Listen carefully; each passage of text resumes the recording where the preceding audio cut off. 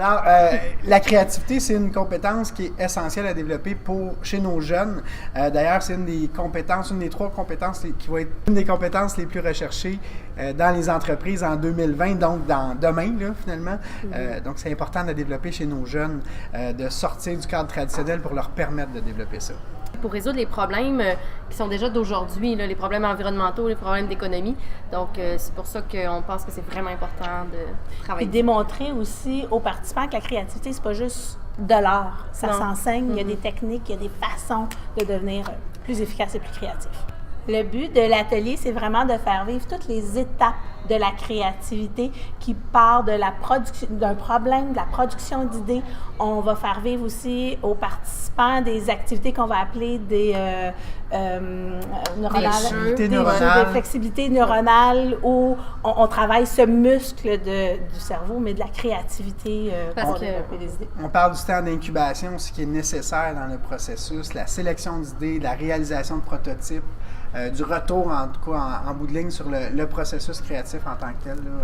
C'est ce qu'on va faire vivre de plusieurs façons à nos participants aujourd'hui, en incluant la technologie là-dedans. L'élève, souvent, va rentrer dans une espèce de moule où on va apprendre. Une fois que j'ai fait tout mon apprentissage, le crash dans un examen, puis c'est un peu terminé. On veut amener l'idée où on va aller résoudre un problème et là, l'apprentissage de l'élève va être quintuplé, puis au moins, il va se rappeler après de ce qu'il a fait en amenant la créativité là-dedans. De toute façon, à chaque fois qu'un élève est mis dans une espèce de processus créatif comme celui-là, même s'il est déstabilisé au début, à la fin de ce processus-là, on voit juste dans l'être de l'élève à quel point là, il a trouvé qu'il avait appris quelque chose puis qu'il en sort beaucoup plus grandi que s'il a terminé son examen, peu importe le résultat qu'il a obtenu. Là. Les élèves, c'est les futurs dirigeants de demain aussi. Donc, si on veut qu'on résout des problèmes au niveau mondial, bien, ils doivent être capables de les résoudre d'une nouvelle façon.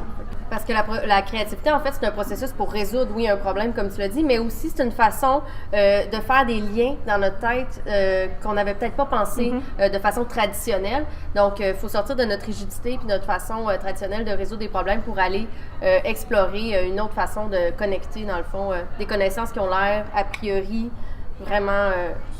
c'est ça. Pas connectées, puis finalement, on est connectés ensemble. Qui applique la créativité en classe, qui applique des techniques de créativité, de la résolution de problèmes avec les élèves, que les participants aient un peu dans leur zone de panique pour aller faire vivre des trucs qui sortent des sentiers battus. Qui réussissent à faire sortir les élèves qui, plus ils vieillissent, par exemple, si on pense à nos élèves de 3, 4, 5, qui commencent déjà à être bien dans leur boîte, là, les amener eux autres aussi à sortir de leur boîte.